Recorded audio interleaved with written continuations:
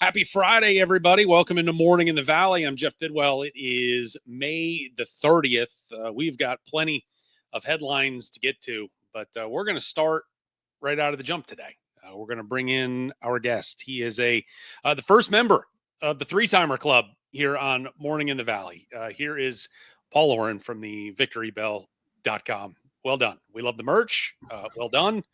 All right, so here's today's exercise that we are going to try to feel our way through the darkness. We have decided that I have decided, and Paul has been silly enough or brave enough to hop along on the train with us here, is that today, basically the last day of the 2024-25 basketball calendar, as all the teams are arriving this weekend and practices for the 25-26 season start next year. So we are going to do a draft of sorts, but also trying to put together our preseason all-conference teams for 25-26. But we are only going to use returning players. This is not necessarily a contest, as much as I'm sure someone will claim victory at the end of it, but more of a look at just the guys that are back that we think can have an impact. But obviously, a whole lot of dudes from outside the league coming in as well this year. They're going to shake this up. So, Paul, before we get started, we kind of gave you the list of the returners yesterday. What was was there any one great takeaway from the pool of contenders here for our preseason all-conference team? Yeah, well, first of all, there's more guys coming back this year than were last year. So there's at least a little bit more continuity in the league. I say that as the beat reporter of a team that has one player coming back that played last year. This was a challenge a lot. Last year, look, shots are going to be fired left and right toward Bradley's direction just because we're probably going to hype up some Illinois State guys. So sure. There will be angry people today. We know that is the case. On May 30th, there will be people angry about two dopes putting together a preseason poll of returning players 5 months before the season started. So last year, I think on May 30th of 2024, we all probably sat here and said, or 2025, excuse me, 2024. Yeah, these years are all, but I don't know which season we're in because again, the calendar turns over in a couple hours. I think we all knew last year at this time that Duke Dean was going to be the preseason player of the year, but it was kind of like, was he the preseason player of the year for lack of any other better options? Because we didn't really know who was coming along. I'd never even heard of Bennett Sturtz at that point in my life. And so I think there's a guy or two at the top of this list who they are going to be the preseason player of the year. And it's not by default. It is a kind of, and again, take nothing away from Duke Dean, but like there seems to be at least a more semblance of talent returning this year. And I say that, of course, again, as the beat reporter of a team that's entire starting five is playing somewhere else now.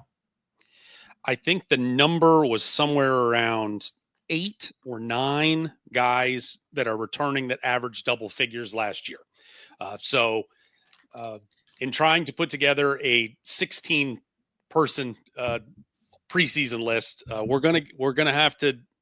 I don't know that stretch is necessarily the right word, but we're going to go into the weeds a little bit to find some guys that are going to get opportunities this year that did not in the past. For me, I feel like, and the spoiler on this, maybe, I feel like this draft, if you will, starts at pick number 4. That's when things are going to get interesting for us. But as the home court advantage, I will offer up to you, our visitor, pick number 1, your pick for the and I guess ultimately this your preseason player of the year selection for 25-26. Preseason player of the year would be Chase Walker from Illinois State. Talk to me about Chase Walker.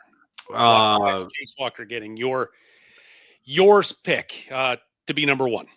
Well, I think that it was a huge deal that he came back this year for Illinois State. What a great job. And look, did they find a bag for him? Probably. I think that, by the way, I'm not as hip as I try to sound, but I think that means he got paid. Listen, that was good. That was good. And I understand that there's going to be this sentiment of like, oh, he's only coming back because he got paid. Like I've heard that. I've heard that from people around the league. Oh, they got him a monster truck or whatever they got him. I have no idea.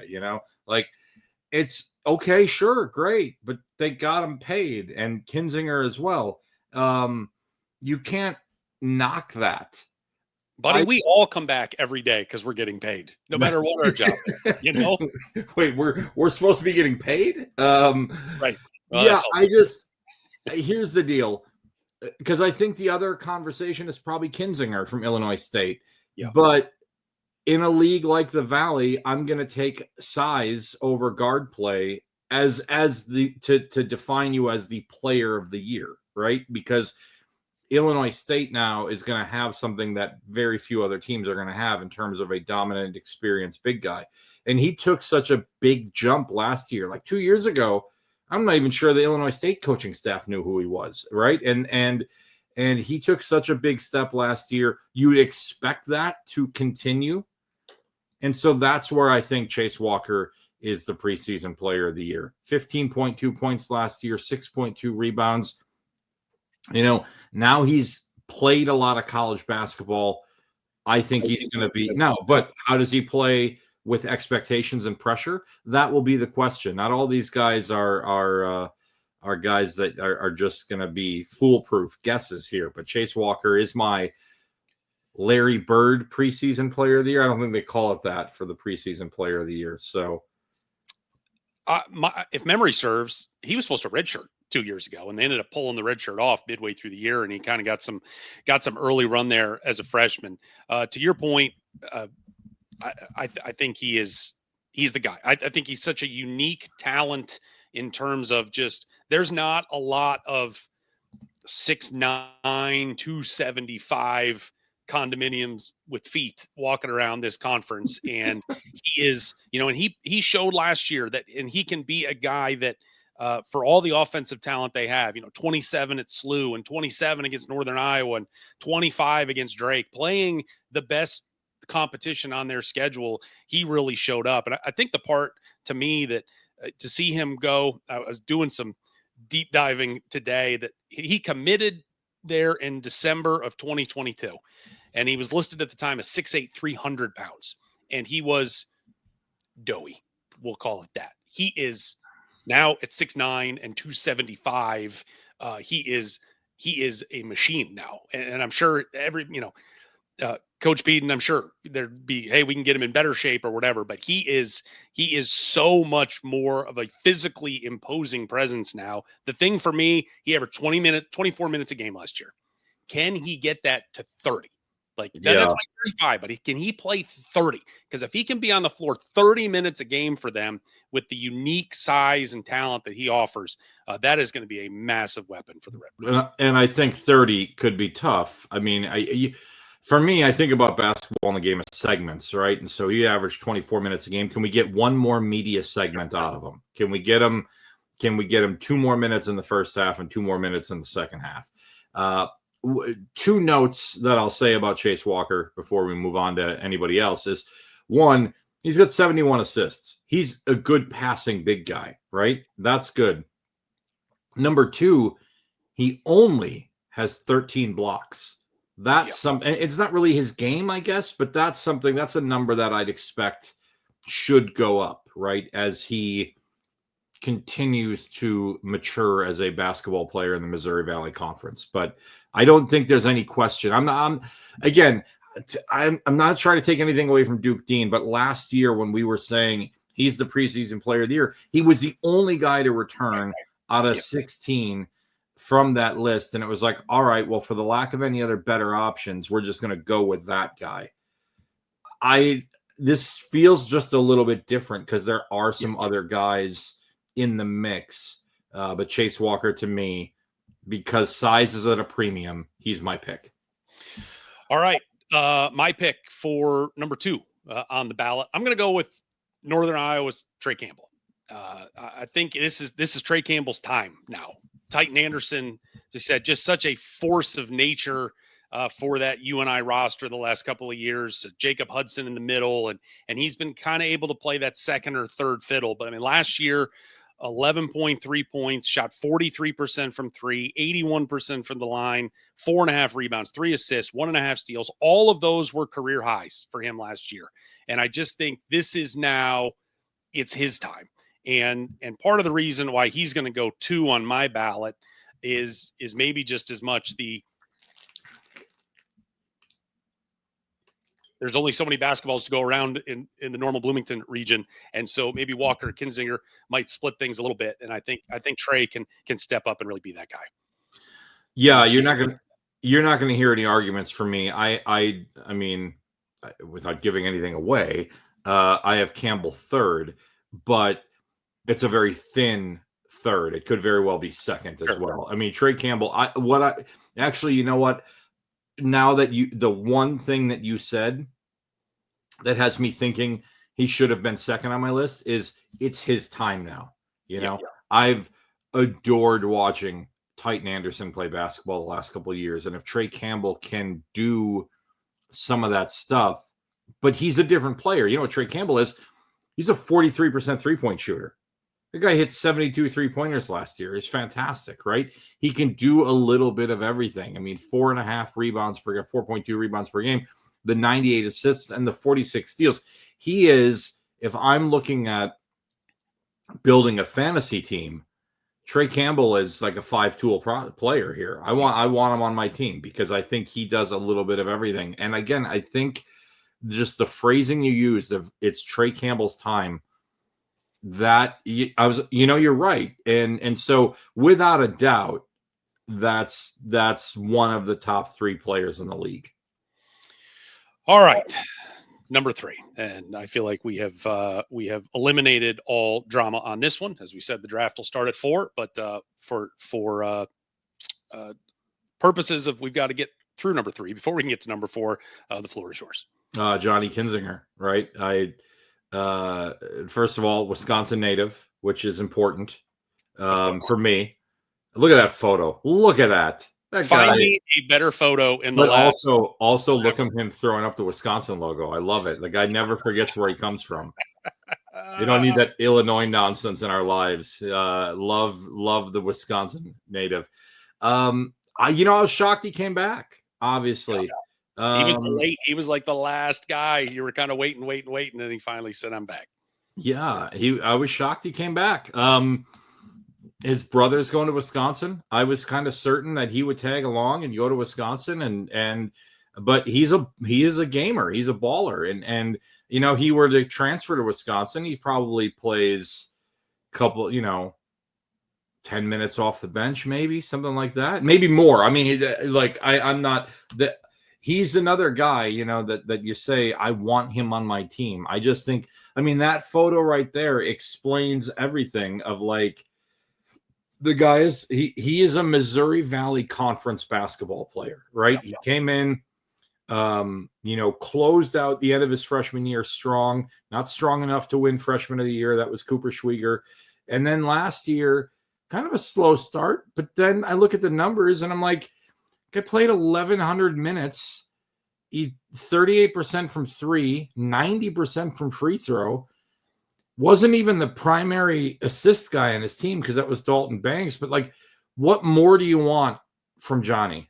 And what you want is you want him to be a year older. And I think Illinois State will be appointment viewing this year with those 2 guys. I think it's going to be a lot of fun. I agree. The thing about Johnny that is, I think if you want to go glass half empty, which I'm not, is he has not shown that, hey, I'm going to go get you 30 on any given night like some guys we're going to talk about. But he had 7 games of 20 or more, never scored more than 22. Like his average, when he averages 14.5, he is not a boom or bust guy. You are getting in that 15-point range every single night. And when he, his ceiling may be 22, but his floor's 10. Like he's just, and that is, I think, that consistency that helped them, make a significant step in this past year. And obviously they're banking on that to go year number 3 here. Okay. All right. Let's start getting into silly fun. Let's go. We get into silly fun. By the way, we have not shared our lists with each other. So this is where the eye rolling and chuckling will begin.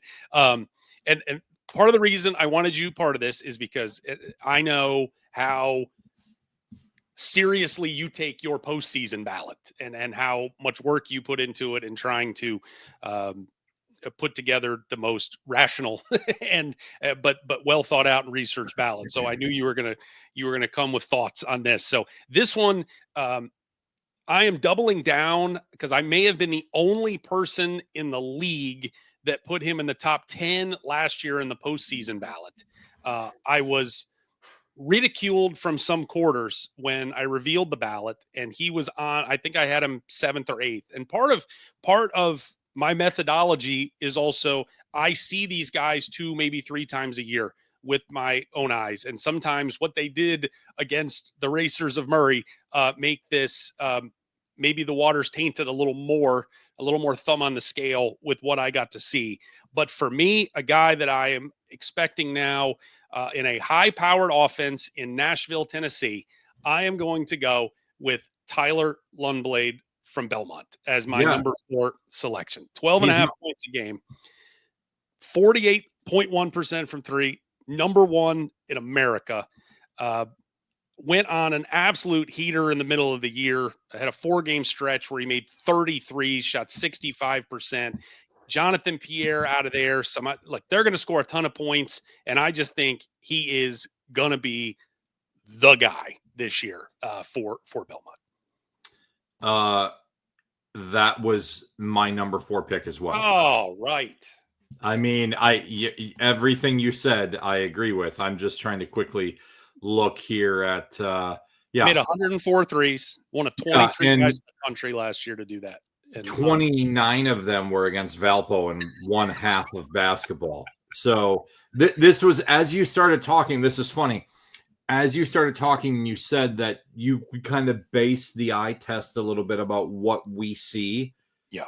There was a game at the Arc. By the way, Valpo beat Belmont by 15 in this game, 101-86. And that game was maybe the kind of turning point that galvanized Valpo a bit to go on a run later on in the conference tournament. But in that game, Lundblade was 7 of 10 from the 3-point line. And so you talk about Kinzinger is the consistency. You know what his floor is. We don't know that with Lundblade. Like, he could come in and not, and you know, I think in the other game against Valpo, he had like 7 or something like that. Right. But he could have 40 and not even blink. You know, the guy, he is in a game now that is predicated upon the 3-point shot. Give me a 3-point shooter. The guy's fantastic. Now, can he do it again? Can he go on one of those scorched earth runs where he drops 33s in a week or whatever it was? Like, unbelievable. No argument from me. Tyler Lundblade, definitely my pick at number 4. Maybe the draft starts at 5.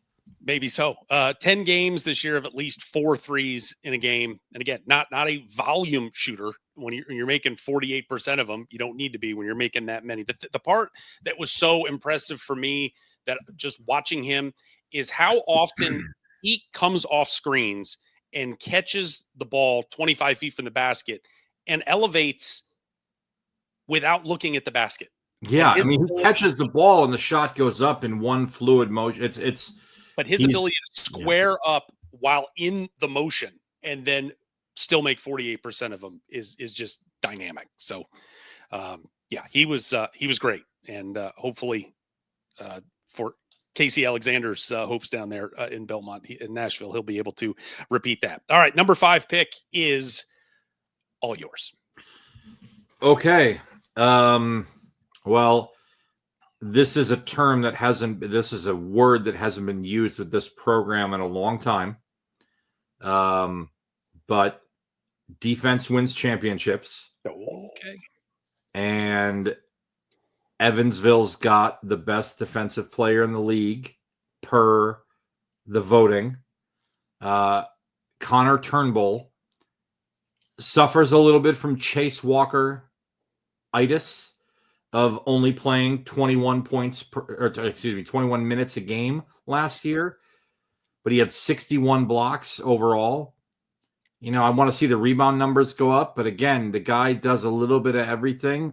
But what he does is he's a 53% shooter from the floor, and he's a very good defensive player. So when I think about not only the idea of all league guys, but when I was thinking about if I had a team that could have Kinzinger, Campbell, Lundblade, and then the posts of Turnbull and Walker, that's a starting five I'd go to battle with. And so Turnbull, for a number of reasons, is my number 5 because, I want to see it again. I want to see him do it in more minutes because if you're, he only did 21 minutes. Now, that was up to 24 in conference, but so I don't necessarily know that, again, that because I penalized Malik Dia 2 years ago for this. The guy just couldn't play enough.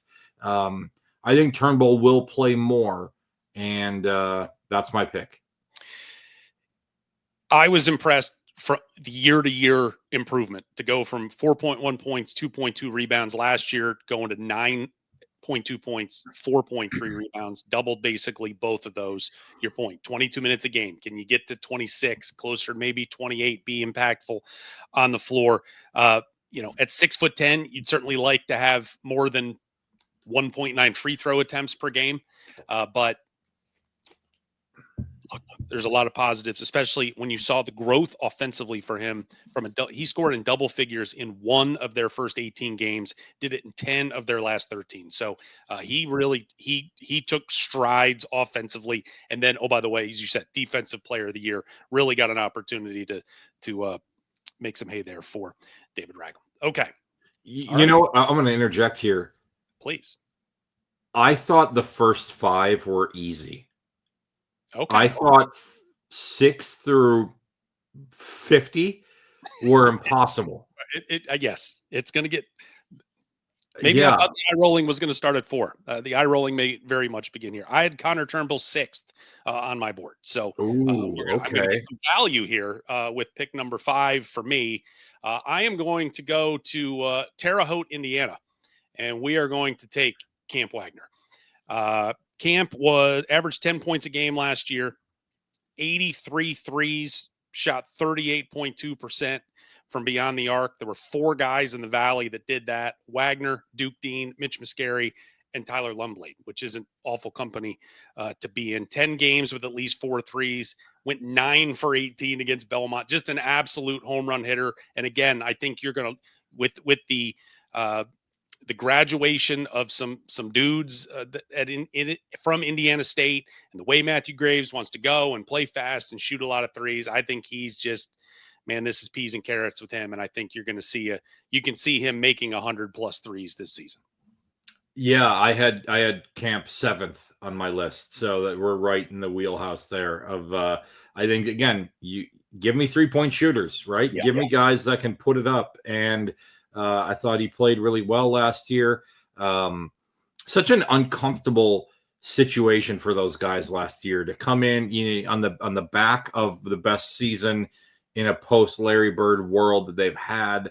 All those guys leave, and okay, like the new guys, it's not anyone's fault that they're the new guys.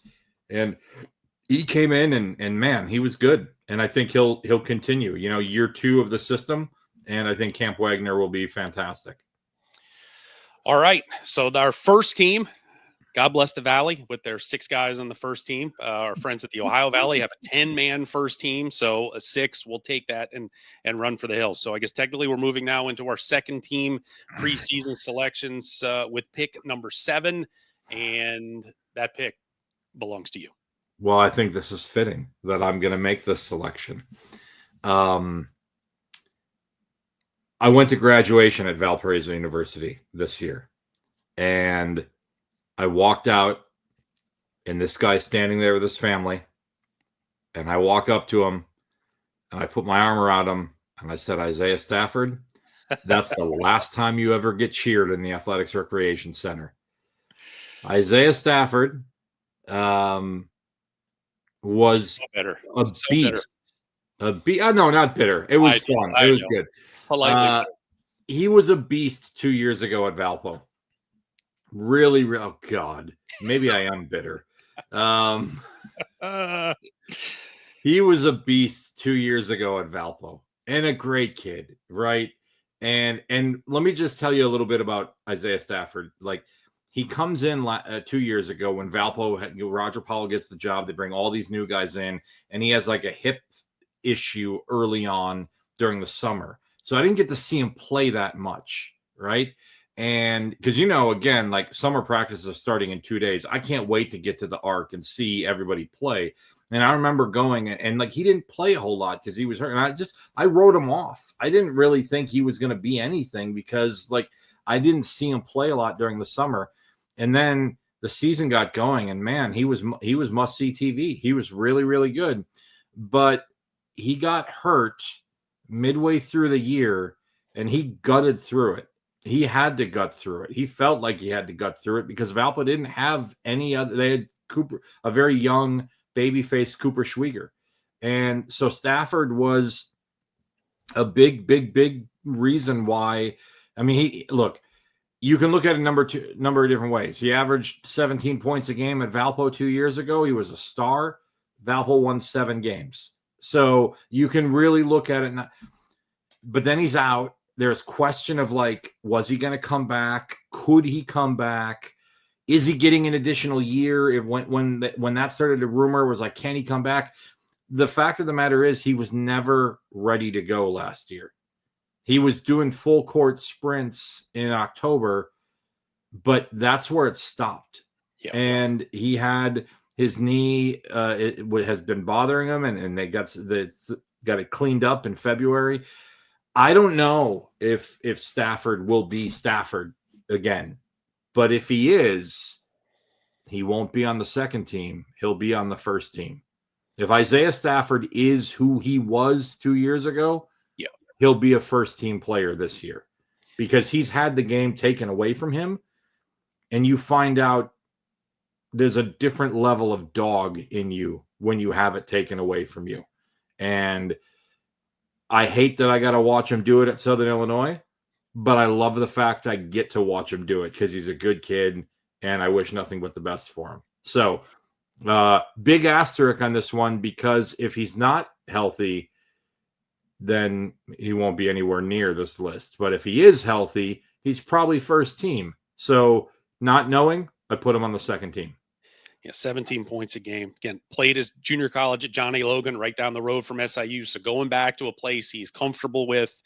I'm interested just to see his and listen to him talk with our friend Luke Martin over at SIU this past week. And he just talked about what he learned sitting and just sort of the mental growth of being a guard in this league and just kind of watching things from a different perspective, and for an entire season to just see, okay, another year older, but maybe just another year smarter too, and see how how he fits into Scott Nagy's system. Yeah, this may be a little boom or bust pick, but I think that's a right on the cusp of first team, second team. I think is really good there for Isaiah. Okay.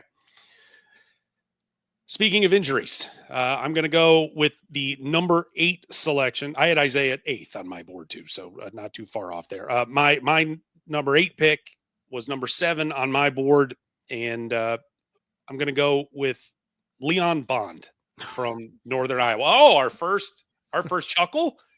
Is that a I had him, or I'm reaching here with Leon?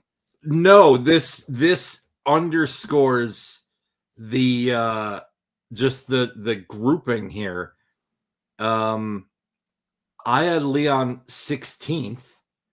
And the reason why I had Leon 16th was because I kind of forgot about him when I did my first 15. And then I get to it and I think, how did I forget Leon Bond? Okay, I'm just going to throw him on the Valley's 16th spot at the end. He's not the 16th best player in the league. He's better than that. But you're right. There's some questions, from last year. And so I have no problem with him being as high as you have him. He's on my list. He was the last guy on my list because he was basically an afterthought for me because he only played a handful of minutes.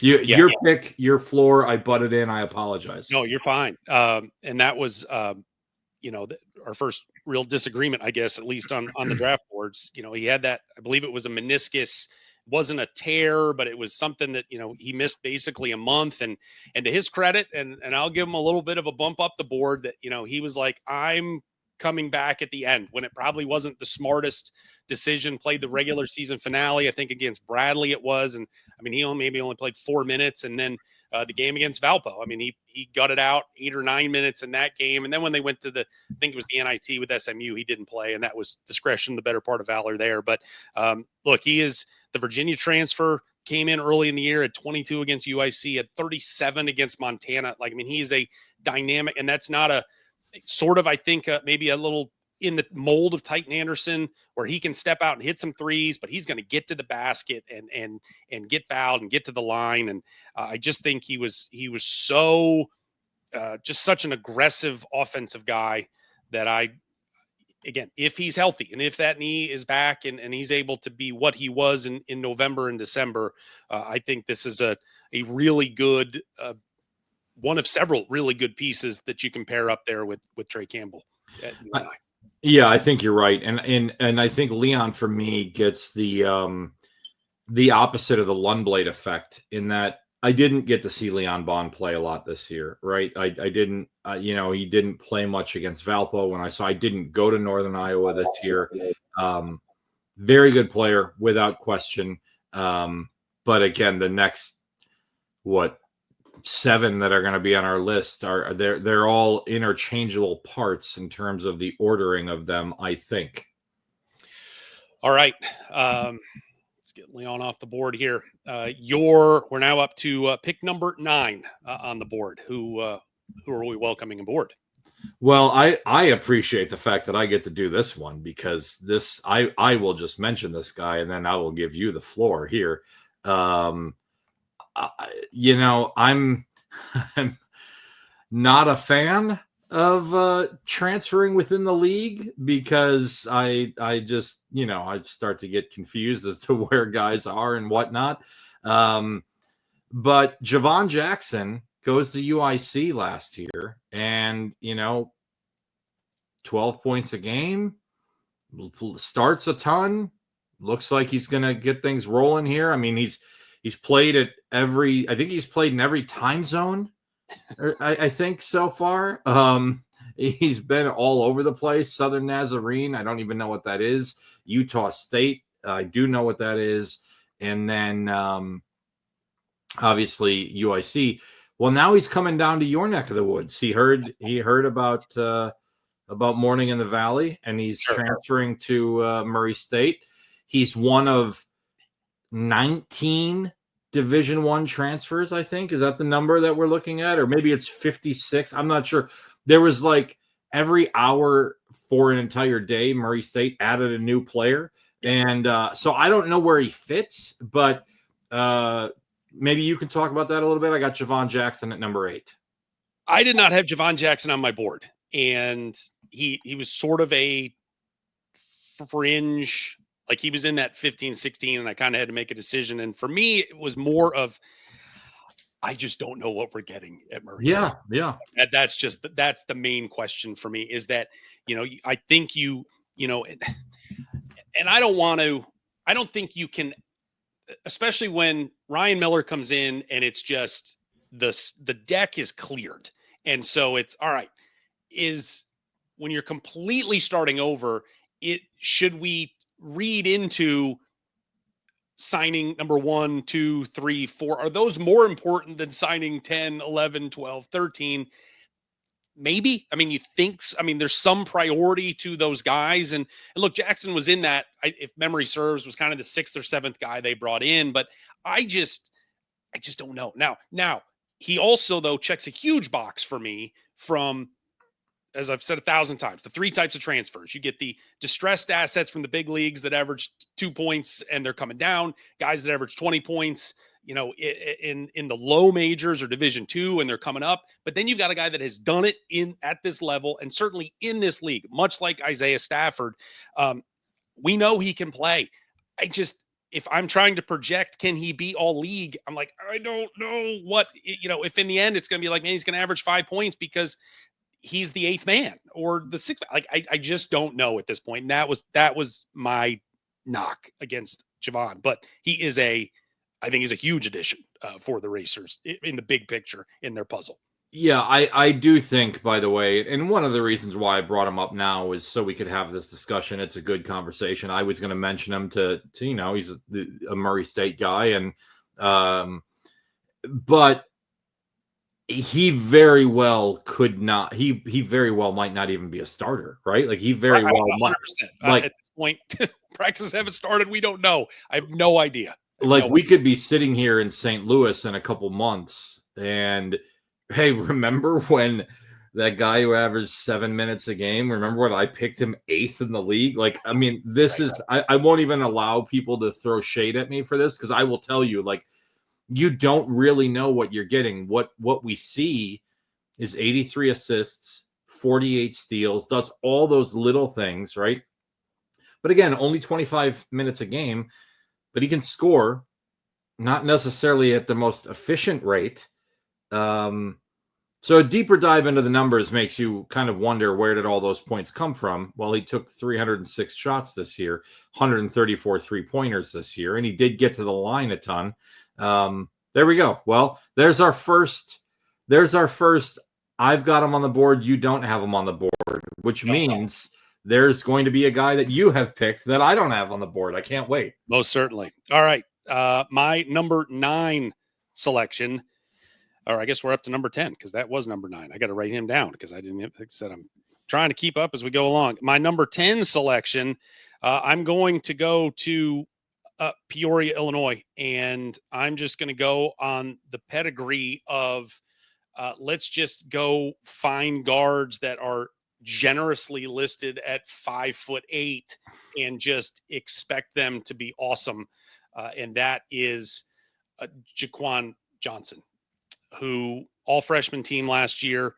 And again, I think there's part of this, and again, probably tainted a little from what I saw him do against the Racers when, Murray State had 2 giant leads in Peoria and they came back and he was out of his mind in helping, along with Duke Dean, helping Bradley get the win. But, 17 against Indiana State, 27 against Northern Iowa, again, generously listed at 5'9", but he is a tank. And he is a tank. And I just am so impressed with the way he plays. And I think now that, again, there's a chapter turning happening there in Peoria this year with the Deans and the Hannahs and the Montgomerys kind of going out. And here comes this new wave of guys. And I think Jaquan Johnson has got an opportunity to be really, really good for them. Yeah, it'll be very interesting, my next pick. But yes, I think Johnson is phenomenal. I think they've got a pair of guards there that are really good, and it'll be interesting to see. Again, I've been watching Wardle for a long time, and he just gets guards that can play. He did it at Green Bay with Kiefer Sykes. He's done it with a litany of guys at Bradley, most of them named Terry. But he did it with Brown. He did it with Dean. Is Johnson the next guy? If so, what a great pick, because these guys just produce. And we said we were going to do this, and Valley superfan Tony Seghetti said out there, like, this is going to be brutal. And probably he said that because A, we realized how many players we lost, but B, he was going to have to hear us hype up Illinois State guys. But make no exception, Bradley guys are legit. And I what I really like that you said is pedigree. These guys are going to get a boost, both Johnson and the next guy, because they're the next guys up. And we know the system's great. And if Wardle tells me that this is the guy that he wants, All right. You've got the track record. You know that this guy is going to be good. Johnson is another Wisconsin native, by the way, right? Yes, Milwaukee, Pius High School. I lived across the street from Pius High School well before Jaquan Johnson was born, by the way. So the nobody else in this league can say they grew up Sure. across the street. Okay, that's all I got. Is there any? I mean, there's no 500 yards from his school. No. Okay, just want to double check. All right, so that was number 10. Number 11, sir. I was really back and forth between two guys, but by the way, I had Johnson 11th on my board. Okay. 10th on my board.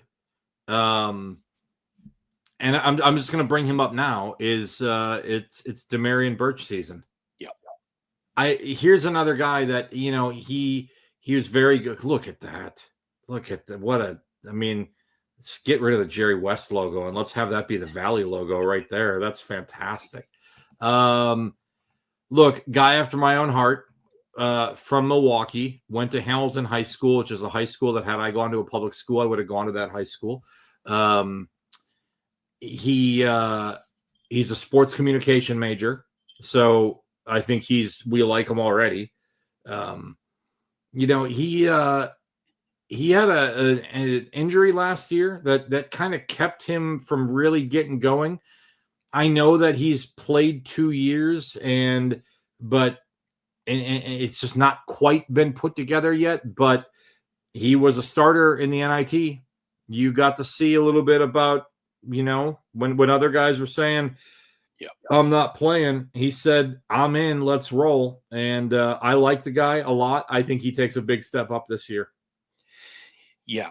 To your point, just, they were so good last year, and he just, it had problems kind of cracking significant playing time, but without a ton of volume to shoot 55% from the field and 56% from three, you're like, okay, we got something there. And your point, when there was, Zeke Montgomery didn't play in the NIT, he's like, I'll step up, had 14 against Chattanooga. And you're like, there's a guy.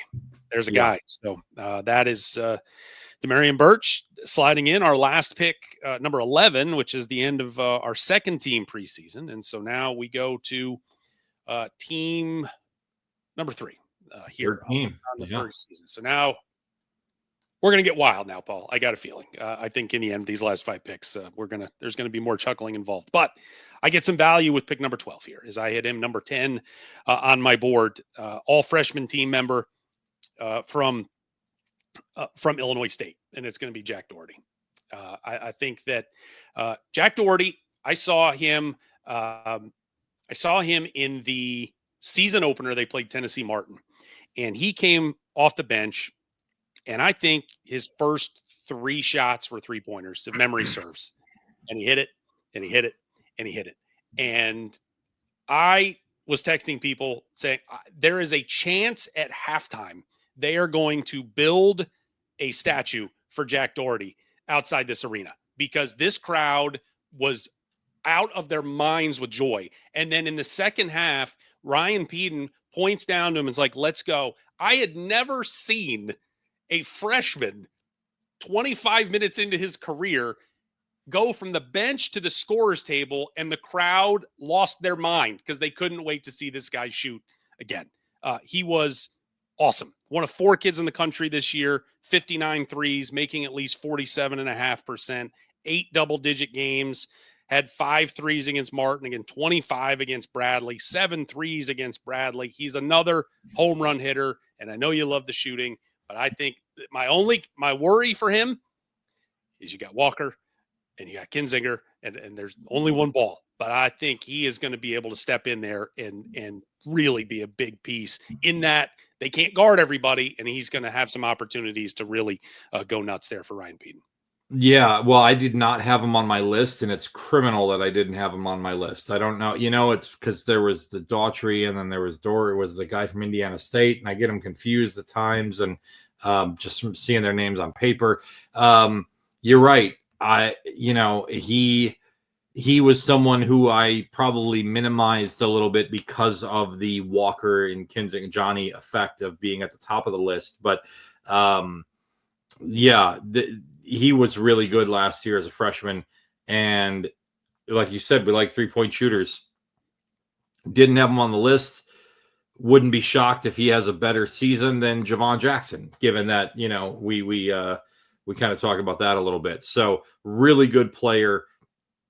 I mean, they're going to be the number one pick going in. I mean, I think it's kind of hard now. I mean, we got a whole summer of felt foregone. It feels like it's not as foregone, but I still feel like it's a very strong, like I will be surprised when we get to October if they're not number one. Yeah. And it's interesting because it's like they haven't sniffed number one in, any time that I've been around the Valley, but because of Walker, Kinzinger, and now you throw in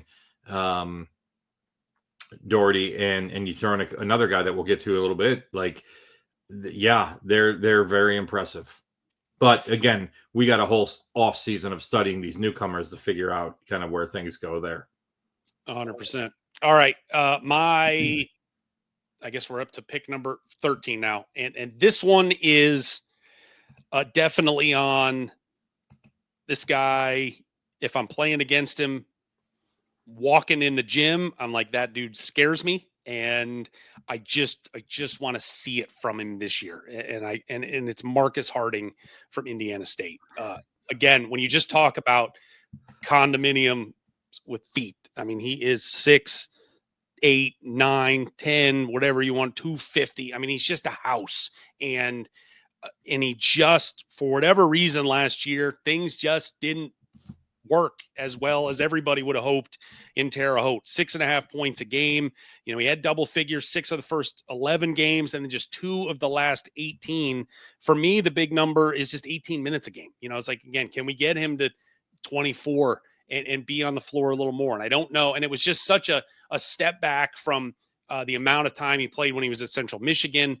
But look, 48 from the field. He can step outside, hit some threes, which, Matthew Graves is loves. And I don't know if he only can play 18 because we're playing 100 miles an hour and one of the fastest teams, and it just doesn't work with his size. But again, from a boom or bust, I was like, I just feel like there's so much room for growth from him. And I think that to leave him by the wayside would be a shortcoming on my part. So I've got him sliding in at number 13. I had him at 14 on my list. And it's funny because when you said, the phrase of when you walk into the gym and this guy scares the bejesus out of you or whatever you said, I was like, oh, he's going to say Marcus Harding. He is got to be like 23 going on 50 in terms of the way he looks. Like he just looks older. He has what I would call old man strength. And he is a guy, just looking at him again, like if I walked into a YMCA pickup game and he's on the court, I'm going to the sauna instead. That is a punishing body. And if he gets it rolling on a given night, he's a beast. He just doesn't always get it rolling. I think he's fantastic. And he's played well when I've seen him. He also has disappeared at times. He's a boomer bust pick. I again, 14th on my list. And I think, again, him and Camp Wagner were kind of put in a weird spot last year. Now this is their show. Let's see how they react. The popcorn is already popping for Marcus Harding versus Chase Walker. Just watching those two bulls down low. Yes, I sign me up to. I don't even. ESPN could change whatever their streaming service is 6 more times before the season starts. I will sign up for it and be there for Indiana State, Illinois State. All right, we are. Let's see.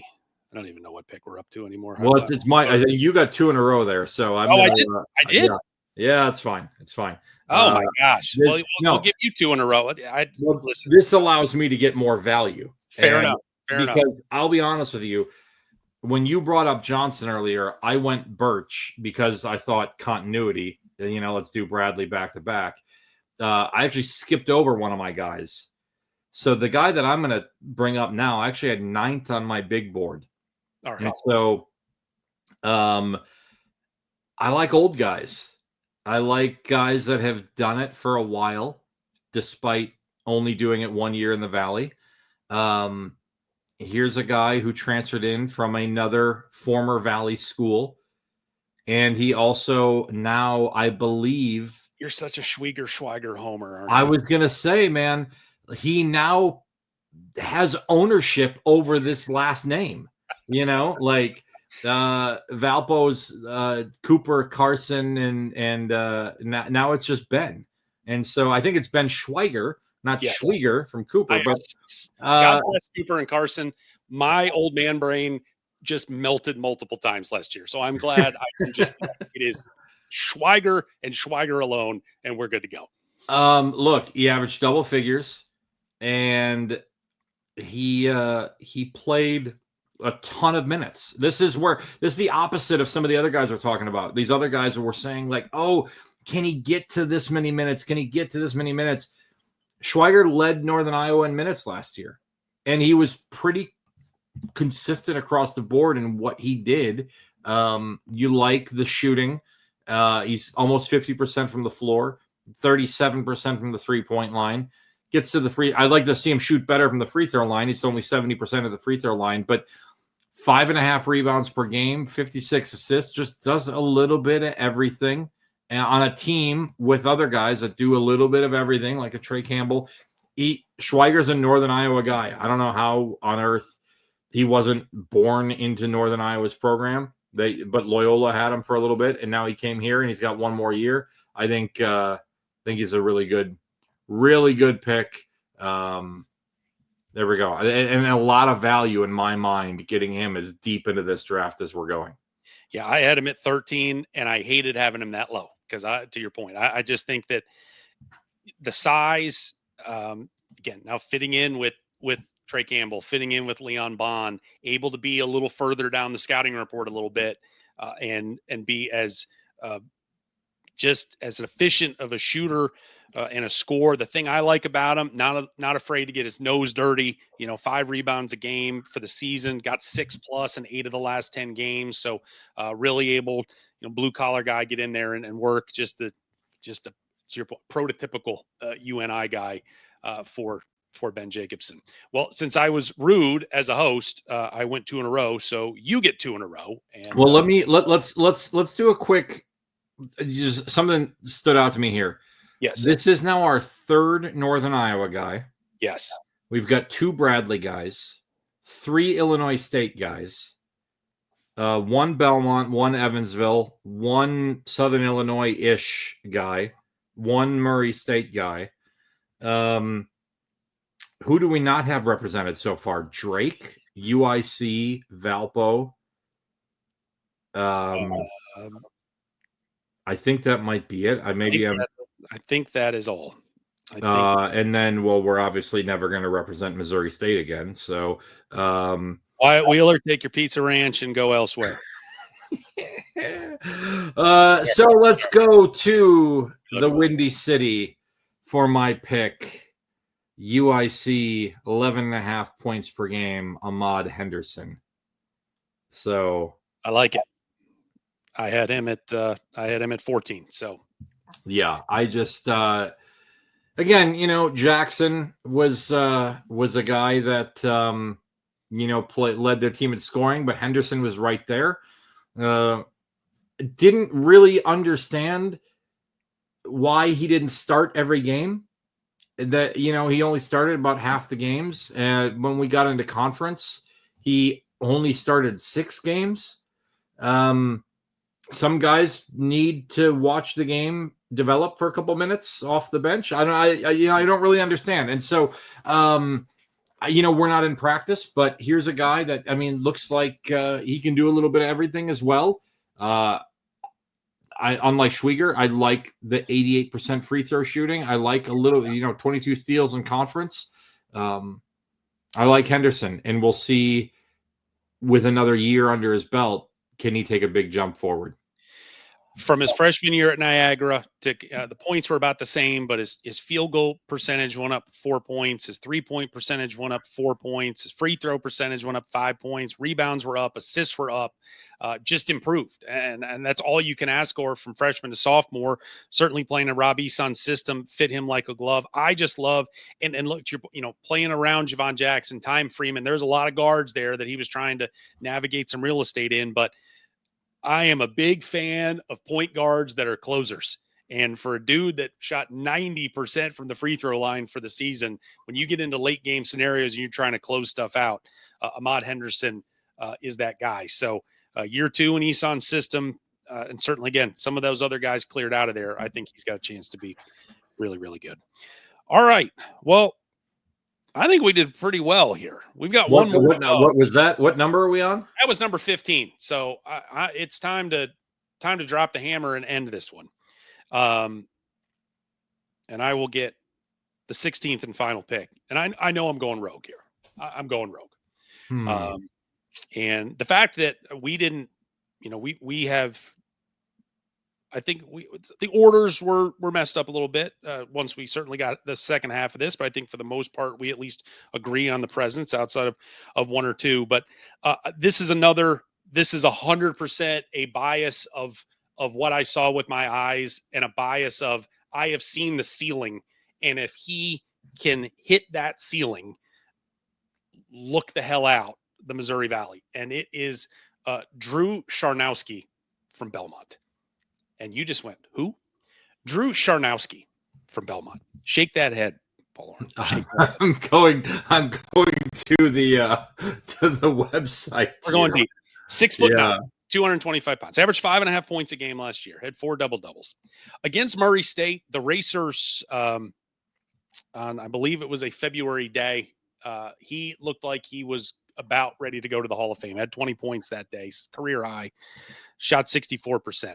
He is built, as we talked with Casey Alexander a few weeks ago. He has a swimming background, so the distance from the edge of his shoulders to the distance of his waist, like he's a walking triangle from the waist up. He is an absolute beast. He is athletic as the day is long. Now, the problem is for him that he is going to have to earn his time is they've got Sam Orm. They've got Brigham Rogers down there, but it is a 3-headed monster. But if he is able to separate himself at all, I think this is an absolute, for me, last pick in the draft. We're going for value. I think there is a lot of ceiling for him. I've seen the ceiling. And if he can get anywhere near that ceiling, look the hell out. I'm watching you talk about him thinking this is what Mel Kiper sounded like hyping up Shedeur Sanders for 3 days. Right? Like, I'm not going to lie. I was kind of hoping you were going to go off the board a few other times. So I wasn't going to have to pick Drew Charnowski, and I was going to have one of my 10th guys going 16th, and I was going to be able to avoid this awkward situation with you. But I'm standing on business with Drew Charnowski right now. No, here's the deal about Drew Charnowski. I don't have a deal with him. I've never met him. He did not play in Belmont's win over Valpo early in the conference season. And then when they came into the arc, he played 2 minutes, had 2 fouls and a turnover. That was it. Didn't take a shot. Only guy that played in the entire game for Belmont not to take a shot. Honestly,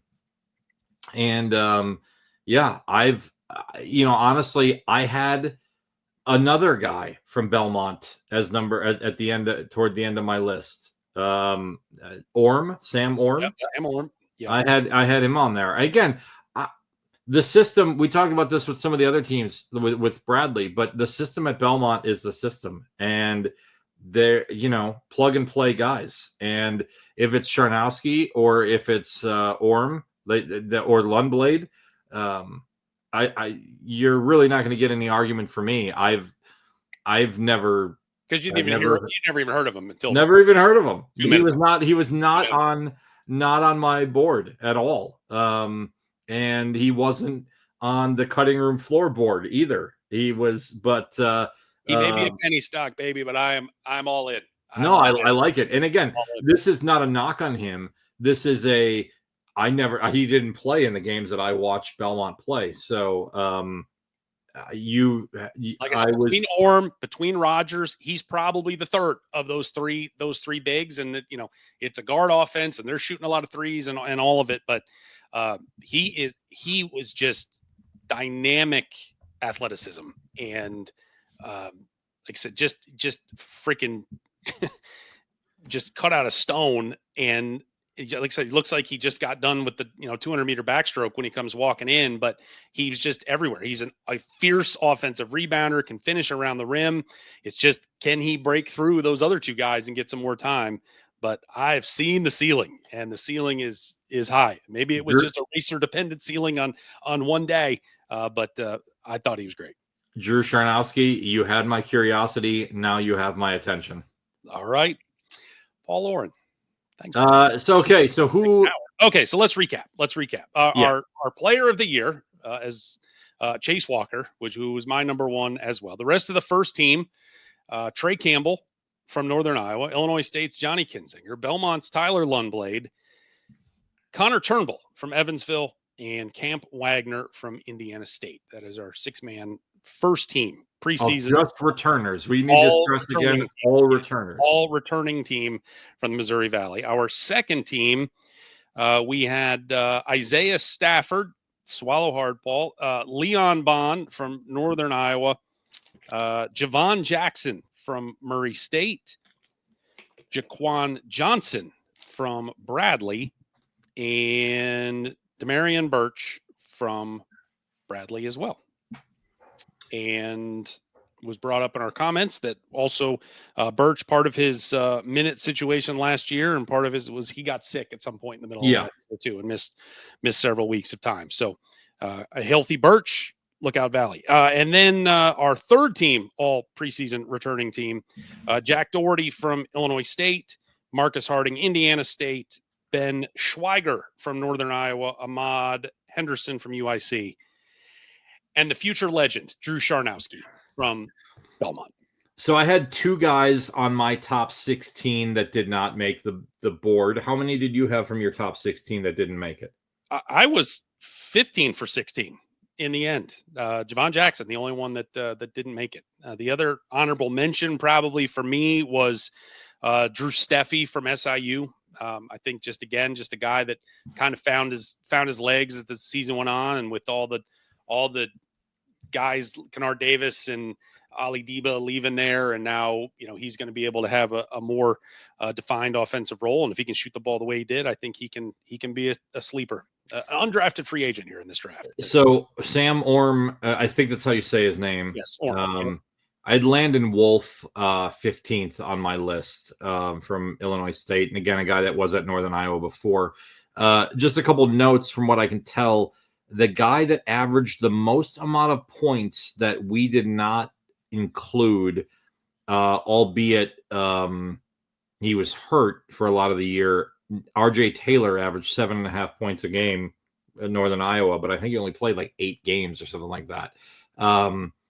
Two teams not represented, Drake and Valpo. All of Drake's guys left, just like all Indiana State's guys left a couple of years ago. When we talked about this yesterday about doing this, I said, I don't know this Eli Shetler guy that was at Indiana State and then went to Drake, right? Like, he didn't play last year. He redshirted. We'll see. And then Valpo, my team that I cover, only's got one returning scholarship player. That's Justice McNair. Kind of played second fiddle as a freshman to All Right last year. I expect a big jump up from Justice. And I think the talent at Valpo is going to be better overall than it was last year. So we'll see. Like, I can't wait. We talk about, we're doing this now because on Monday and Tuesday, practices start all across the country in the summer. And I can't wait to get in the gym and find out who the alpha males are on some of these teams. And for Valpo, Justice McNair could be a starter. He could be still coming off the bench. No idea. I wanted you on here because you take this seriously, and for a completely ludicrous exercise, I think we did a pretty good job. So thank you for the time, and I guess now we can officially close the book on 24-25, and we can get after it. I can't wait, man. I think it's going to be fun. I think a league where Illinois State is good again is the league that I kind of want to be involved in, because they've got such a spicy rivalry with Bradley, and Bradley's always kind of in the mix. Northern Iowa looks like they're going to be in the mix again, and Murray State, is the Valley added these brands a couple of years ago, and Murray State and Belmont and definitely Valpo have not necessarily yet been what they were in other conferences. Yeah. I feels like Murray State's about to be who they were before. Belmont gonna be who they were before. Valpo's gonna be better this year than they were last year. I mean, you can't finish worse than 11th in a league without Pizza Ranch, but there we go. So hey, Jeff, love what you do. Cannot wait. Maybe if I can coerce in like August us doing this for all the newcomers. I'm trying to inch my way toward the 5-timers club so I can get a jacket. That's what we're looking for. Will most certainly be smoking jacket and cigar. We'll have that for you at the lobby. So thank you for your time. Have a great weekend. We'll talk with you soon. Thank you. All right, there's Paul Oren. Catch his work, all of his work on Valpo Athletics over at thevictorybell.com. All right, now that we got that, again, mostly ludicrous exercise out of the way, and again, as we learned last year with Drake, I'm going to keep these 16 just so we can, for argument's sake, in March, look back and just see. But there are, to Paul's point from an hour ago, nobody had any idea who Bennett Sturtz was, and look out. So we'll see what the Valley is able to deliver this year with all of these newcomers from all around the country. All right, we've got just a couple headlines of the morning to get to, as we're running a little bit long this morning, but want to be able to just hit a couple of things quickly. We got some more scheduling news, and this is an exhibition news, but this is a big key for this year. That again, remember the rule changed where teams can now do, instead of these secret scrimmages, they can do public exhibition games with fellow Division I teams. And Indiana State has announced October the 29th, they're going to Hinkle Fieldhouse to play Butler. Again, doesn't count, but it's great for the fans. I'm just the whole secret scrimmage thing was crazy to me. Outside of, I understand that, coaches want to do some stuff under the dark of night where they can, stop the game or, work on certain things, and they don't need eyeballs and people judging whatever's going on. But man, when you can get games that maybe you couldn't get during the regular season, but you can at least get on the floor for an exhibition, it's great. And especially these interstate matchups, which are fans want to see. And it's going to be a great, opportunity for the kids from Indiana State. 2 years ago, of course, they went to Hinkle Fieldhouse, NIT finals, but the team has flipped over entirely. Those guys to go to that historic venue, that is pretty good. We got I saw a tweet earlier this week from, or just yesterday maybe, from ESPN. Putting out that they were announcing the team brackets for the 2025 ESPN event going on in Orlando. The events going on in Orlando, as we told you, I believe last week, 2 weeks ago, there were multiple MTEs going on in Orlando this year. We knew Bradley was going to be down there. We knew Illinois State was going to be down there. And so we had the fields. Everybody was excited. We've got bracket. I mean, the press release and the tweet said ESPN announces team brackets. Apparently, the press release writers are unfamiliar with what the word brackets mean, because there are no brackets to be found. The only thing that we have done is this tournament, these 3 MTEs, which is 16 total teams, but it's broken into 3 different events. They have named the events. They have named the brackets. They have not actually put the teams in the brackets, but they have named the brackets. We have the Magic bracket, we have the Adventure bracket, and we have the Imagination bracket. Cool. Can we find out who they're playing? That would be helpful. Thank you, Disney, ESPN. Please. Thank you. For those scoring at home, Bradley is in the adventure bracket. They will be playing Monday, Tuesday, Wednesday of Thanksgiving week. Illinois State is in the imagination bracket. They will be playing Thanksgiving Day and the day after. So if you are in Orlando, there's a whole lot of basketball to watch for 5 days down at the Wide World of Sports complex in Orlando. But as the folks at ESPN said at the very bottom of their press release, tickets will be available as soon as brackets are announced, which they kind of said they did in the first sentence of the press release, but we were lied to. Southern Illinois, Scott Nagy adding to his team with a brother of Rollins Aligbe, the freshman, bringing in now senior. I've got it. We're no longer. We flipped to the next year. So Rollins Aligbe, sophomore for SIU, bringing in senior Prince Aligbe, the brother of Rollins, who has spent 2 years at Boston College, last year at Seton Hall, started 29 games for the Pirates, double-digit scorer 14 times, averaged about 8 points a game, had 19 against Providence, 6'6" forward. Some big boys in that family. 6'6" Prince, 6'9" Rollins, but a guy at a higher level coming down that should be a very big help for Coach Nagy. Indiana State, on the women's side, getting a commitment from Nayla Abraham, 6'2", rising sophomore. She is from Maryland, played her freshman season at Delaware State, made 4 starts, played in 24 games, about 3 points, 2.5 rebounds, only played about 11 minutes a game. But head coach Mark Mitchell continuing to get size and having to replenish that entire roster after basically everybody got into the portal. Coach Mitchell will be with us next Monday. He will join us. So 10 days from now, he will join us. And finally this morning, Ashley Embracy at UIC announcing the signing of Crystal Ortiz, a 6-foot wing out of Oklahoma. She is a 6th-year senior.